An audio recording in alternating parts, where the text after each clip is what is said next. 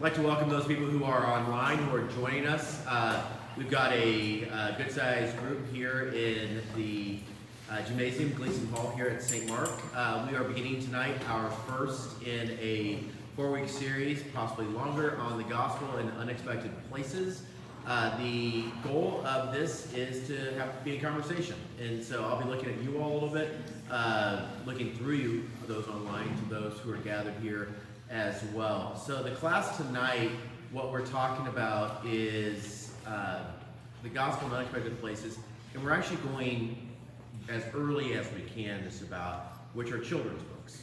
And so the question of where we see the gospel message, gospel just meaning the word good news, where we find the good news in children's books. So with that, and by way of apologies, just kind of learning, we haven't done this for 3 years, and so I recognize that our short throw projector is being better used in another part of the church right now, so the slideshow will not be a slideshow per se, or not at all. So there were just a handful of ones that I was going to do it. So this is my first question, and for those of you who are online, if you want to participate, just leave a comment, leave a question, and I'll do my best to answer those as well. Why do we read children's books? Why do we read books to children?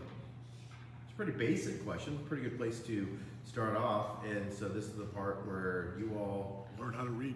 Learn how to read. Education. No, you're good. So we have a shared experience with the child and the adult. So you have a shared experience. Learn what a story is. Learn what a story is. Settle down before bedtime. That's a big one. Say it loud for the people in the back. Get the child to settle down Settle before down bedtime. before bedtime. 100%. 100%. Then I heard, was that Keith? Or It's go ahead, Keith. Challenge your imagination. Challenge your imagination. teaching them listening skills. Listening skills. All these are right. Any other ideas, any other thoughts? And I'm seeing some people are chiming in, saying hello to them as well. All these are good. And all these are right, and they are appropriate for our kids. I mean, there were plenty of nights where you're tired, you're worn out, and you're like, how many books deep will I need to go tonight? You know, with kids, because you love reading to them, and then when that time comes where you're like, hey, I just gained 20 more minutes in my evening, and then you miss it like crazy to have that time of just being still. Because it's reading out loud is a calming exercise for the reader and for the hearer as well. And some of the most formative experiences in our lives come, whether we realize it or not, from those who have read to us, whether they be family, whether it be in school. There's something just nice about hearing someone else read a story. Now, we're going to transition a little bit thinking about children's books. Can you think of going way back? Not necessarily in the 20th century, 21st century, not the 19th, 18th century. What were the old school children's stories? Do you remember these? Aesop's Fables. Aesop's Fables. Grimm's Fairy Tales. Grimm's Fairy Tales. And look at you all. So I will show for the people online that those were two of the ones that I wrote down the Bible as well. Because my grandfather would read the Bible to us as well, to learn those stories too. But let's go back to those two, Aesop and Grimm. How would you describe those fables or those stories? Kind of dark. Scary. Dark, scary. Scary. There was always a lesson. That was it. It was always a lesson. In a rather dark way, macabre way of, and it's a strange thing when you read stories later on, the original stories, and you're like, that's not the sanitized version that my parents read to me. No. That's like, there are children being eaten, right? And so all these things were there for a specific reason, which was kind of get into the 10 Commandments, there were a lot of thou shalt nots. Thou shalt not go off by yourself. Thou shalt not, go talk to strangers. Thou shalt, all these different things, because the whole framework of this was to keep kids safe. If it took scaring the kids, well, so be it. It kept grandpa safe, kept dad safe, kept me safe, it'll keep you safe. So the question of finding the gospel in those kinds of books is a lot more difficult. Because, however, the flip side of that is there are a lot of people that find religion or the rules of religion in those kinds of books. Does that make sense? The reason I bring that up is that because, again, for a lot of people, religion and faith can be two things that are very much at odds with one another. Religion can be a set of rules if it is absent of faith. It is simply saying this is the great morality play of our lives. And we are saying, if you do this, you do this, you do this, you do this, then life's going to be good. And you can certainly have the tie-in of God will be pleased with you. And yet in our own lives, we recognize we can do this, we can do this, we can do this. And because of the choices of ourselves, of others, are just circumstances, our life do not turn out according to whatever this transactional relationship we had with the divine. And so a lot of the stories I would get when I was younger, and that's why I included the Bible with Aesop and with Grimm, is a lot of the stories I would get when I was younger came with the caveat, not so much from my parents, but what I'd get at church, which was, don't be like this, or this is going to happen. Don't be like this, or, the story of Samson's a good one. You think about those great stories of the Bible, where my parents, I still love the book. It was an illustrated comic book of the Old Testament. Now it was hardbound, but, I much prefer the Old Testament children's book to the New Testament children's book. You know why? Because I'm a boy. And because as a boy, you got, in the New Testament was like, great, Jesus heals another leper. That doesn't really translate to the page into Action Comics nearly as well. Hey, look, that paralytic can now walk and talk and praise God. Didn't do anything for me. Now, Samson's, slaying a group of Philistines with the jawbone of an ass, he as a kid, but that was awesome. David killing a giant with a slingshot. What's that? David killing a giant with a Oh my slingshot. gosh! One of my favorite books. I don't even have it in here. My favorite book. You can look it up online. It is from. These books that would come with a tape, and this one was the story of David, and it came with a orange tape, cassette tape, and Burl Ives narrated it. Wow. Burl Ives could read the menu at a Hardee's, and I would be like, right? And so it was but I wore this thing out because it was not only I got to read it, but he was reading it to me as well. And so it's like the listen and learn type of things. And so you had these great stories. You start thinking, David and Goliath. You start thinking about all these battles. And so it's interesting how we present material to children. It's also interesting to see how we have been shaped by that material, whether or not we've thought about it at all. And so, and this raises one of the questions, and this is a larger question that we'll talk about over the next 4 sessions, is how much in the world are we supposed to be? That was always the whole thing growing up in the tradition in which I was raised. I see Victoria nodding her head because she knows this language. Because the whole idea is that if you're too much in the world, you're going to be sullied by the world. If you're too much in the world, then you're going to be corrupted. If you're too much in the world, then you're going to lose your faith.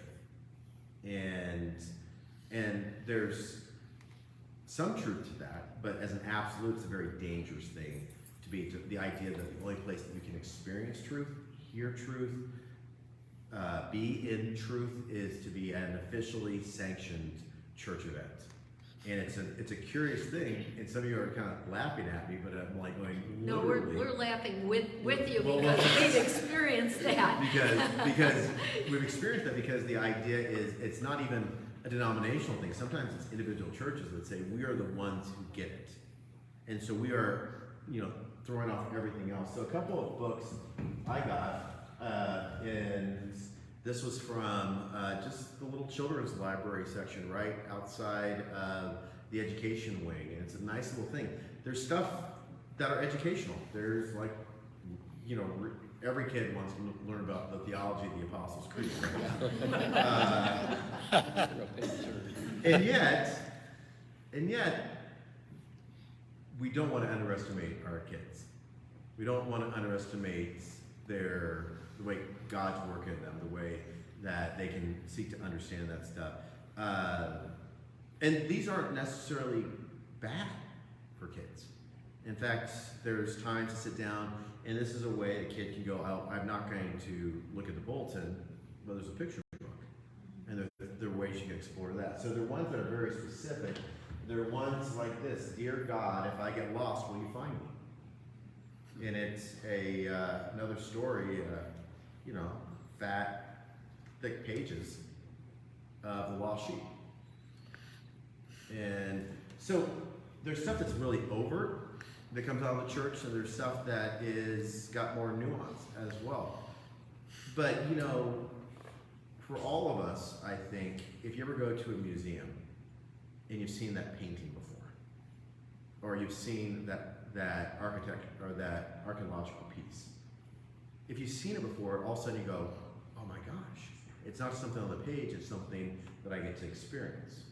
And so in these books, there's a lot of formational stuff that's important with kids, important with young people, and frankly with adults as well. You can read the book on the lost sheep, and then later on you're like, it's a 3-part story: the lost sheep, the lost coin, and what's the third part of that story? It's about a lost sheep, a lost coin, a lost son. That's the prodigal.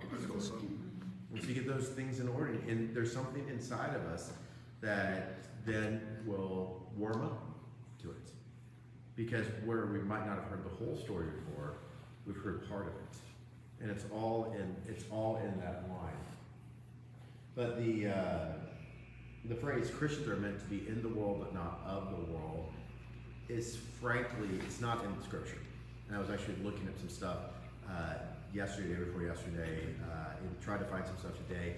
Places, because you can Google anything and you can find a proof text for anything you want to in the Bible and say, this is what, see, I can quote this and this is what it means. And yet, people are seeing a mirror image. Titles on books are reversed. I apologize, Richard. I will get that worked out next time, I promise. Or maybe not. But I'll just have to, do it in the mirror next time. We'll make sure it works. So I apologize.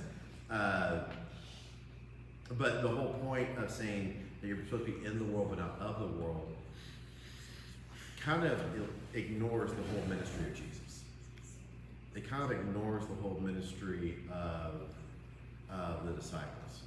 And we could say, well, Jesus was in the world but not of the world, and all those types of things. And we say, but he was the Son of God. Absolutely. But he was both fully God and fully human if we affirm the Apostles' Creed, if we affirm the Nicene Creed. And then we say, well, that's just Jesus. Well, Peter. Think about the story of Peter, and Peter being on the roof. He falls into a trance, and he has this vision of a sheet coming down, the 4 corners of a sheet of a sheet unrolling down, and all these animals you're not supposed to eat come out. Pigs and snails and shrimp and snakes, and some things that sound good, some things that might not, but none of these things are kosher. And the voice from heaven 3 times says to Peter, get up, take, kill, eat. And Peter's like, nothing unclean's ever passed my lips. And Jesus says, don't call anything unclean that I have made clean. Now that's a story about the fact that we can all enjoy bacon cheeseburgers together, right? And that's the main takeaway. But the thing that happens right afterwards is down below, there are people who are calling on him. There are three people who have been sent by Cornelius. And Cornelius is a Gentile. Cornelius is unclean. And Cornelius invites Peter to come and to eat. And maybe the day before, Peter would have said, that's a nice gesture, but no thanks. Because that's against the law, our law. But Peter, too, was engaging with the world that is around him. Any other thoughts on the phrase, in the world but not of the world? So there's a verse that says, do not be conformed, but be transformed. By the renewing of your mind. Yeah. Yep. So I mean, I think that says that we are in the world, but we don't have to be conformed to the world. Mm-hmm. Yep. And so this gets into a much larger thing of theology, which I'm not going to talk about tonight.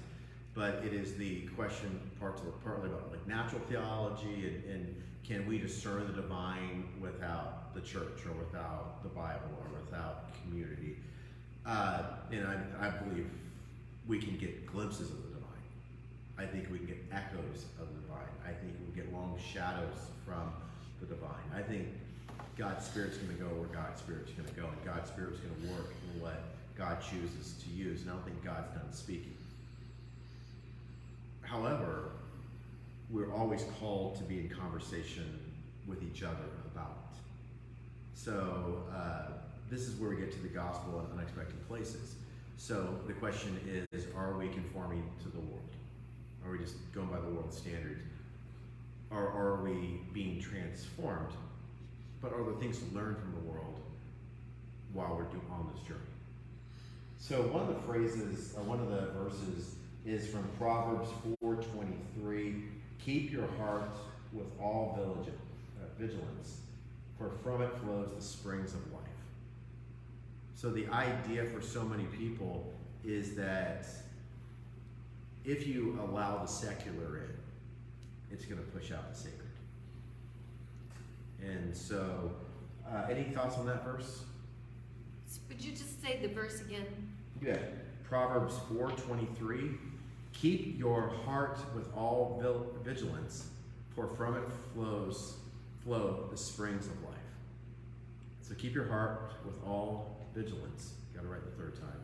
For from it flow the springs of life. Guard and protect your heart. And there's certainly things that we need to be on guard against. A lot of ways the world does things, we really need to be on guard against. A lot of the way the world does things, we really as a church need to be different. Whether that's violence, whether that's talking ill of neighbors, whether that's a myriad of different things that we have to be on our guard against, because little compromises along the way become bigger compromises as it goes forward. So the ending part, from it, keep your heart in other words, be on guard or be watching or be aware, Yeah. right? And then the last, for from it flows. The springs of life.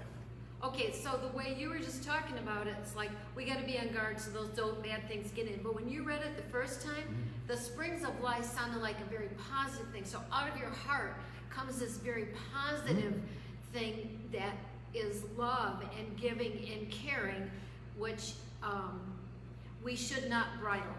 Absolutely. So the idea is that if you've got a freshwater spring, protect it. If you've got a freshwater spring on your property, you want to keep the pollutants out of it. But the issue is when you look at other people, other ideas as pollutants, then there's a bigger issue, because then it comes back to don't call anybody unclean who I've made clean. You know, so it's at some point when you're talking about finding the gospel in unexpected places, it means outside these walls.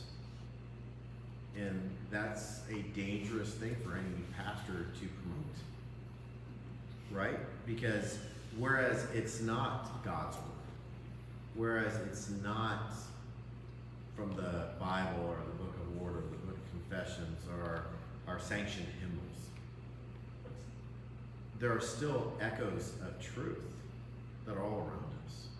And there are these things, but the question too is, and one of the reasons we read Bible stories to children is so hopefully they have a foundation that they can, if they reject, they can return to, or they can build upon. Or at the very least, if they do reject it, they know what in it they're honestly rejecting. And I think a lot of issues, I think, with my generation, which, you know, it's funny, I'm listening to the radio this morning, they're talking about Gen Z. And I'm like, oh yeah, they're just younger than me. I'm like, no, wait, they're millennials in between me and, I'm like, I just find myself going further and further up the food chain, the geriatric ladder, you know, as it were. But for my folks my age, or maybe even a little younger, a lot of the attitude was for parents was, we're not going to teach them anything, so they can discover whatever truth is truth for them. And that's not necessarily bad in theory, but at some point, if you do not have a foundation to be able to say, okay, when you get to questions like what is truth and what is the point of life, you know, hopefully we've said enough times here at the church where you can say, what is the point of life? And you can say, that sounds an awful lot like, what is our chief end? What is our chief end? Glorify God. Glory God forever. God bless repetition, right? But that's the meaning of life. That's it. As laid out by Westminster Confession of Faith, question 1. Any other thoughts on that?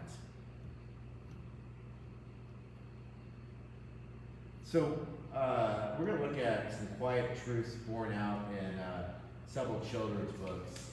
Sadly, we're not going to be reading the children's book on the Apostles' Creed. It is available to be checked out right outside the church office, and so I encourage you to look at that. I also encourage you, frankly, those books aren't just for kids. You know, Rudolph the Red-Nosed Reindeer comes on the television. It wasn't designed for 48-year-old men to watch. You know, it's something I watched when I was a kid, and I watch it again, and I get comforted by it. I enjoy it. You know, so maybe you have 5 extra minutes in the church, read one of the children's books that are out there. Take a look. It might make a lot more sense than my sermons. You know, because I know for sure, one thing they did tell us in seminary is don't make the children's message a Cliff Notes version of your sermon, because that's all the people will remember and stuff. So, and hopefully you'll have some books as well. So, The Giving Tree. I have no way to reverse it, but The Giving Tree. How many of you have read this book? How many of you have not read the book?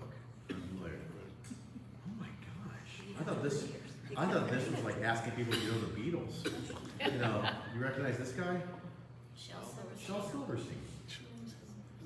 Sarah used to dress up when she was a younger teacher, where she would blow this up, cut the eye slits and the mouth slit. It would be Shel Silverstein for Halloween. So he scared me when I was a kid, because you'd always get to where the sidewalk ends. You look at the back and you're like. So I'm not going to read the entirety of this, but for those of you who know this book, can you find the gospel in this book? Yes. It's about love. It's about love. It's about sacrifice. It's also about a oddly codependent relationship where the male takes from the female.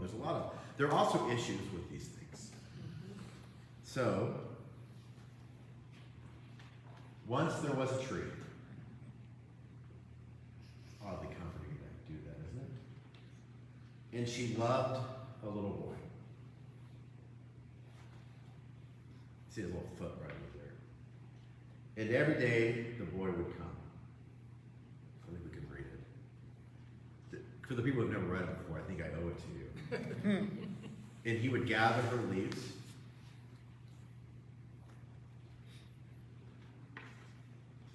And make them into crowns and play king of the forest.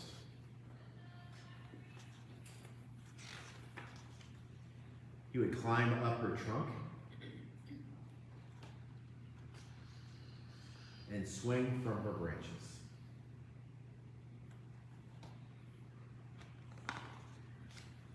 And eat apples.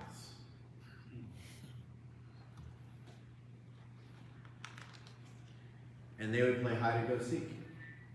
And see the tree pointing, found them pretty easily.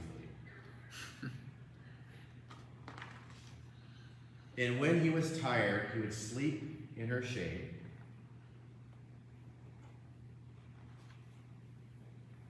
And the boy loved the tree.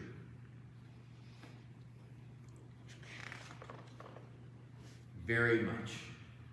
And the tree was happy. And you can see in the trunk of the tree, he has a heart he carved in me and T, me and tree. But time went by.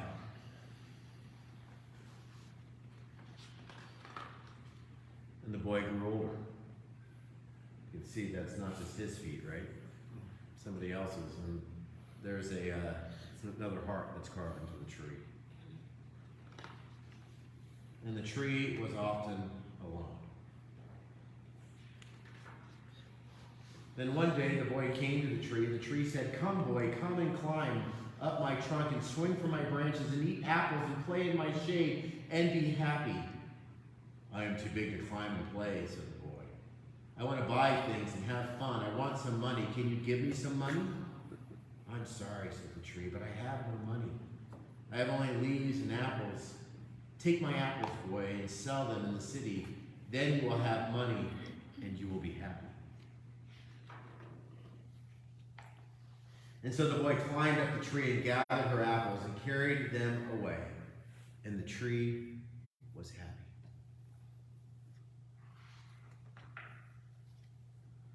But the boy stayed away for a long time, and the tree was sad. And then one day the boy came back, and the tree shook with joy, and she said, "Come, boy, come climb up my trunk and swing from my branches and be happy." "I am too busy to climb trees," said the boy. "I want a house to keep me warm," he said. "I want a wife and I want children, and so I need a house. Can you give me a house?" "I have no house," said the tree. "The forest is my house. But you may cut off my branches and build a house. Then you will be happy." And the boy cut off her branches and carried them away to build his house. And the tree was happy.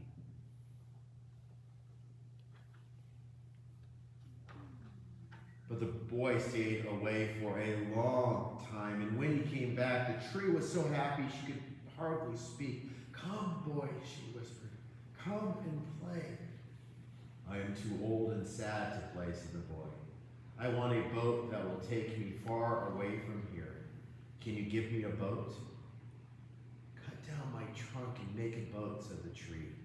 "Then you can sail away and be happy." And so the boy cut down her trunk and made a boat and sailed away. And the tree was happy, but not really.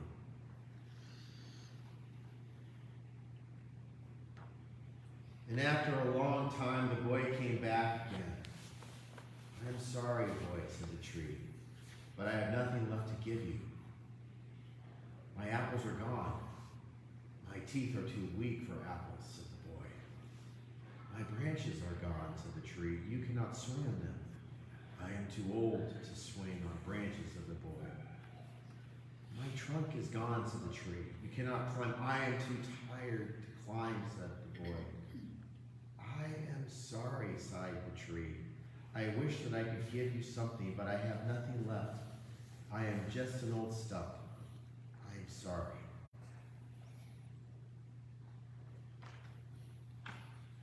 "I don't need very much now," said the boy, "just a quiet place to sit and rest.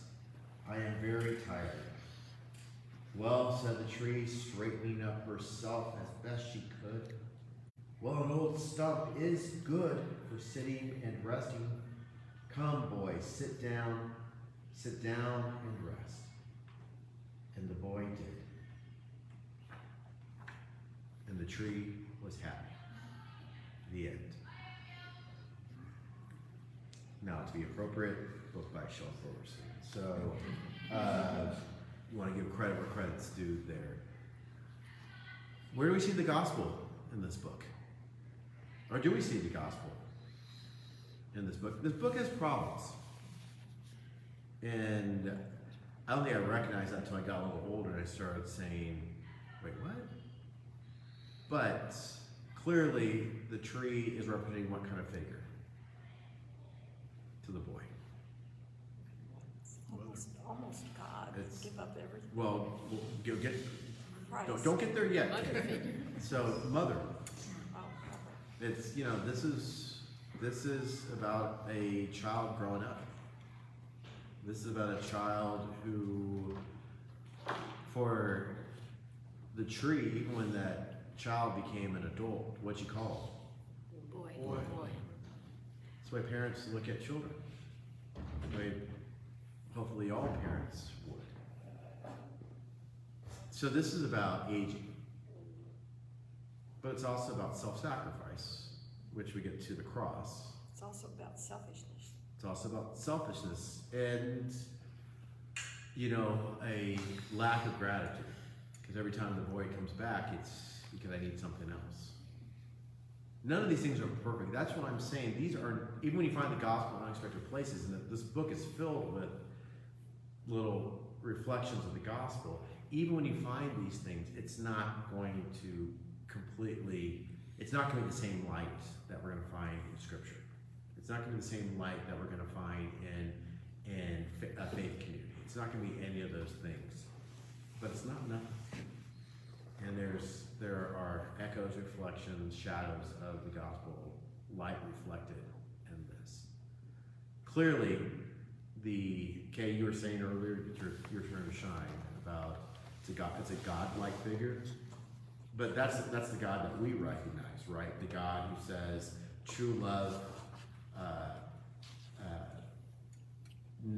There's nothing beyond true love.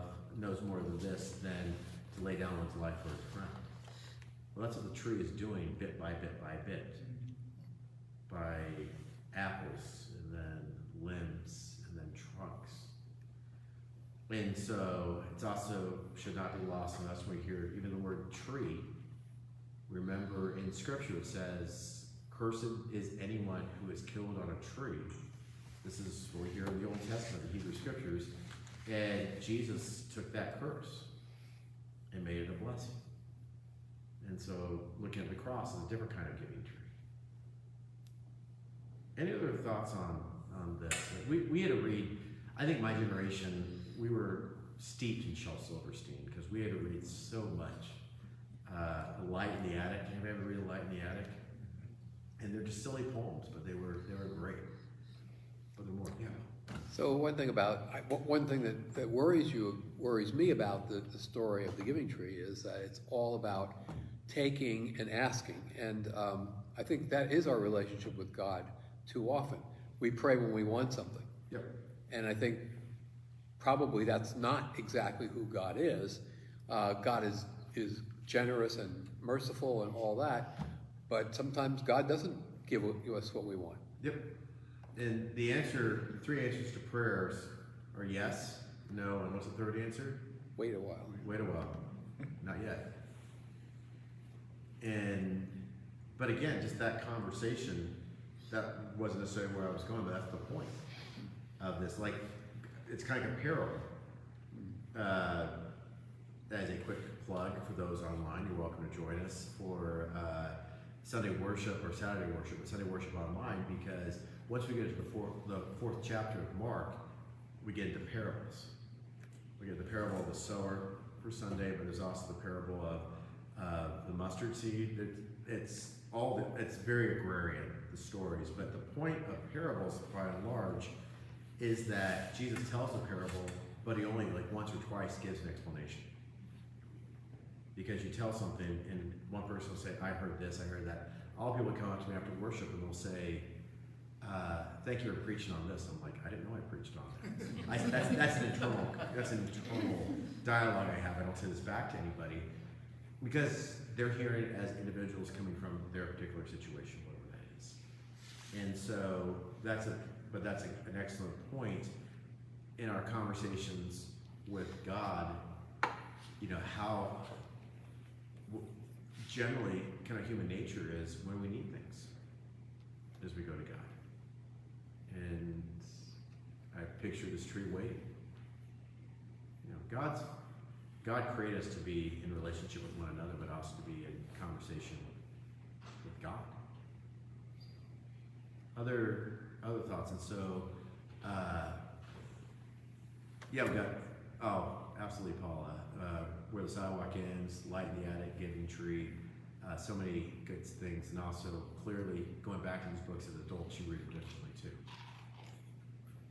But what the story at different points in life invite you to be different characters, right?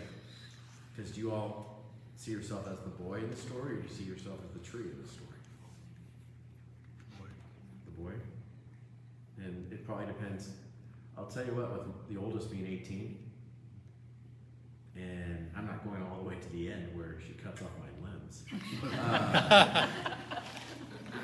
Knock on wood there, because that's problematic. But you think about that, and you think about reading the story or other stories to your own children, and you go, oh man, you know, where did that time go? Any other questions on this one? There's a couple more that we're not going to read, but we'll talk about. Well, I'll turn it over to you all. I've got 3 other books that we reference. I did post them on the Facebook bulletin board. So if you don't have these books, you can certainly go and look at them. And if you're not there, for those online, you can go to YouTube, and there are people who will read books to you on YouTube. Oh, it's a wonderful world we live in. Any favorite books, children's books, that either when you were little or maybe you read as an adult for yourself or somebody else that stand out to you? Any ones that you remember? Yeah, Marcy. The story of Helen Keller. Excuse me. The thing about the water.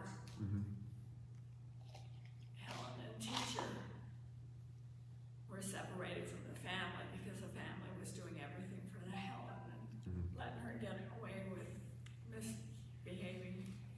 And teacher brought Helen over to a well and pumped it, and the water poured down over Helen's hand,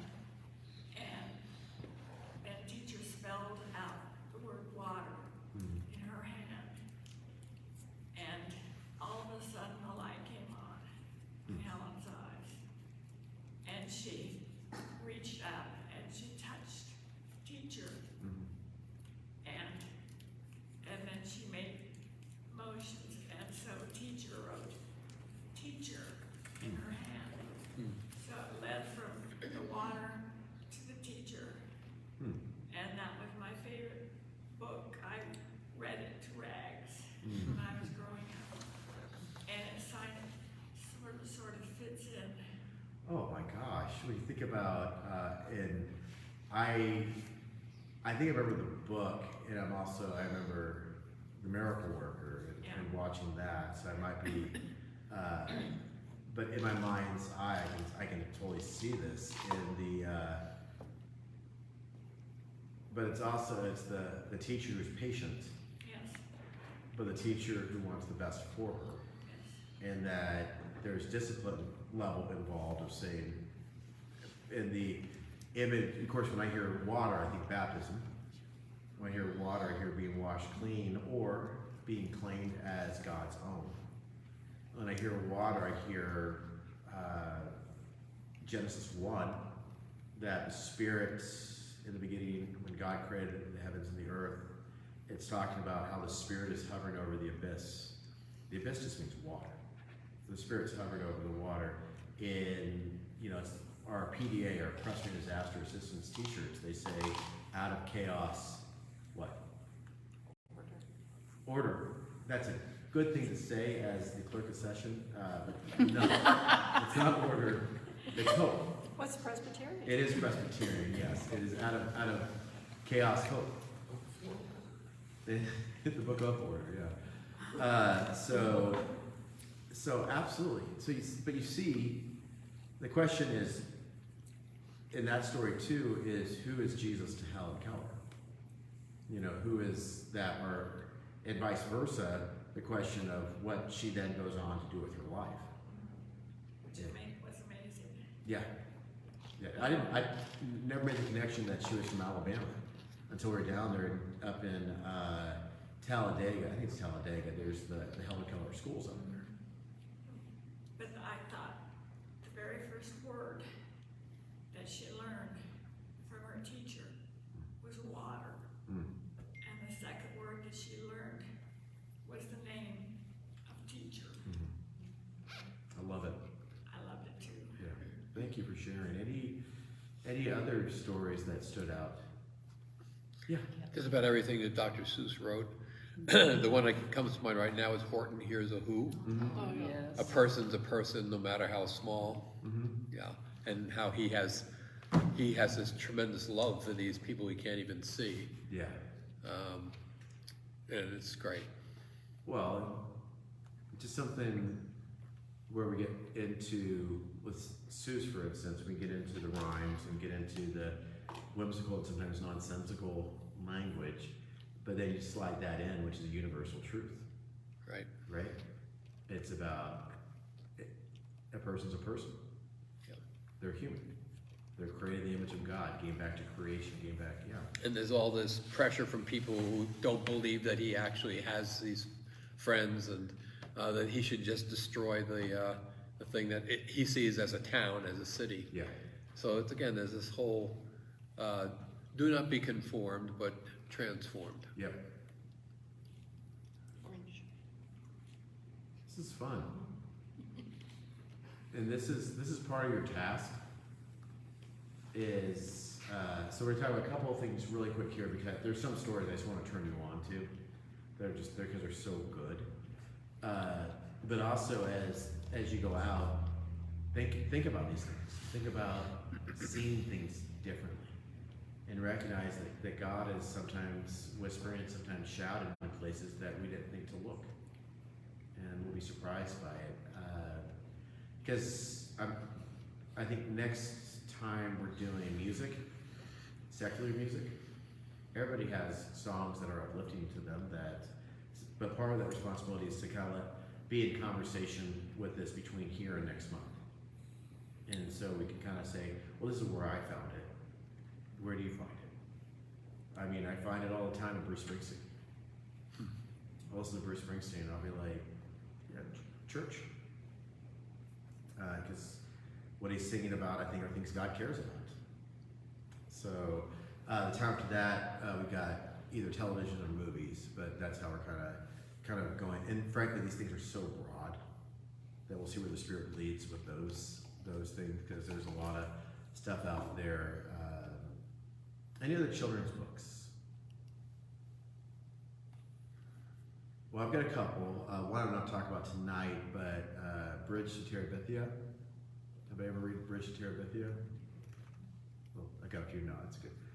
Gospels all throughout that book.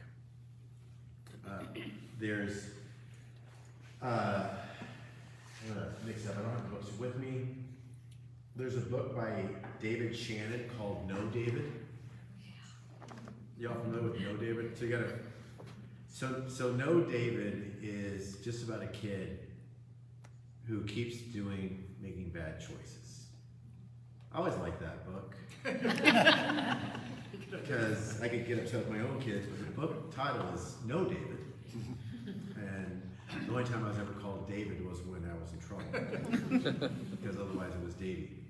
And so he's tracking mud in the house, no David. He's getting a cookie when he's not supposed to, no David. He has, he's not supposed to be playing baseball inside the house. No David, there's a broken vase. No David, there's him going back to his room and you start to see him cry. And the last thing on that is the parent who kept saying no, no, no. Do you remember, Chris, you remember the last line? No. It's I love you, David. All I can think about when I read that book several times is that how many times we tell kids no when we should not be. Maybe redirecting, but not just saying no all the time. And so online, Chronicles of Narnia, Velveteen Rabbit. Oh, yeah. Yeah. So if you can't hear this for those online, we just got the yeah. But to get back there, careful with our language too. But also there are times that we need to be corrected. But at the end of the evening, we need to be told that we're loved. And that's a pretty powerful thing. The story of obviously Narnia, the Narnia series, it's so funny. I think I was in college when I realized that C.S. Lewis was a theologian because I had no idea. Because the only thing I knew him through was Narnia. And not to get too far ahead of ourselves with books, that might be it. Instead of television shows, we might do books. But the whole Lord of the Rings. These are secular books written by Christian authors. Narnia, it's pretty, even a young kid can recognize that Aslan is the Christ figure. Aslan's on the move. What kind of animal is Aslan? Do you remember? Lion. Lion. Lion of Judah, right? So you get the gospel that's all these different places. I'm not going to talk about the Velveteen Rabbit because I don't want to cry in front of you. Because oh my gosh, it's a good story. There's also The Wrinkle in Time by Madame L'Engle. In fact, I had not thought about that originally, but that was that's very much about that quest, and very much the longing. The last two I'm going to mention is we've got about 5 minutes left. Is that by everybody's clock? 5 minutes. 5 minutes. So, No David, we talked about. There's a book called You're All My Favorites. Do you all know this one? It's about 3 different bears. And the story is the bears are discussing among themselves which one is the favorite. And the parents tell them that one says, I'm not the favorite because I'm the only girl bear. And then one says, I'm not the favorite because I'm the one that's brown. Or I'm the one they're all different. And the whole point throughout this is the parents saying to them, when you were born, I looked at your mother and I said, that's the most perfect brown bear ever. That's the most perfect girl bear ever. And the issue here, harkening back to Galatians 3, is saying there's no longer slave nor free, Jew nor Greek, male nor female. So the whole point of that is to remind kids that there are various barriers that we put up, to remind adults there are various barriers we put up, but that the proof of God's amazing love is this, that while we were sinners, Christ died for us. Like to tell kids and remind ourselves that we are God's favorite. You're all God's favorite. And the last one, just to quickly mention, and this is one that gets to me because all my kids are no longer infants and no longer children. They're either almost teenagers or almost not teenagers. And in between, it's the story is called I'll Love You Forever. And it's a story, and I would say look it up online, look it on YouTube, pull it up on the church's internal Facebook page. If somebody doesn't have it online, just make a note, and I'll send you the links to these things. I'll Love You Forever is just about a mom rocking her child to sleep when he's a baby and when he's a kid. I think they're from Canada. Oh. Because he's wearing a Toronto Blue Jays hat.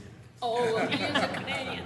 Yeah, he's north of the border. He's a Torontonian. Yeah, and it's Almost Canadian. Would that be Ontarian. I don't know if that's how Yeah. Ontario, Yeah. but they had. But she would always sing to him, "I'll love you forever. I'll like you for always. For as long as you're living, my baby will be." I said this so many times to my kids that I can't forget it. And then later on, there's some boundary issues here. And this is why the gospel is always a little bit. We got to be careful of some of these things. She climbs into his apartment room window and rocks him when he's an adult. And then and the story ends with him Rocking her. rocking his mom. Yeah. And she's dying. She's dying. I mean, man, this is the good stuff. And how sad it would be if we shut ourselves off from these things. If we shut ourselves off from those things that make us smile, break our hearts, make us cry, make us hope. You know, because the gospel's around us. For God so loved the what? World.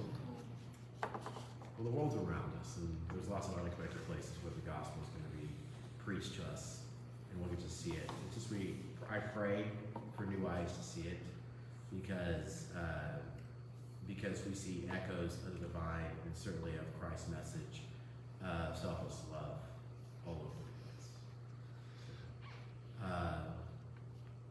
And so, for those who are online, thank you. I see some tears, emojis, and so I'm going to finish this up, but we'll keep after this, and thank you.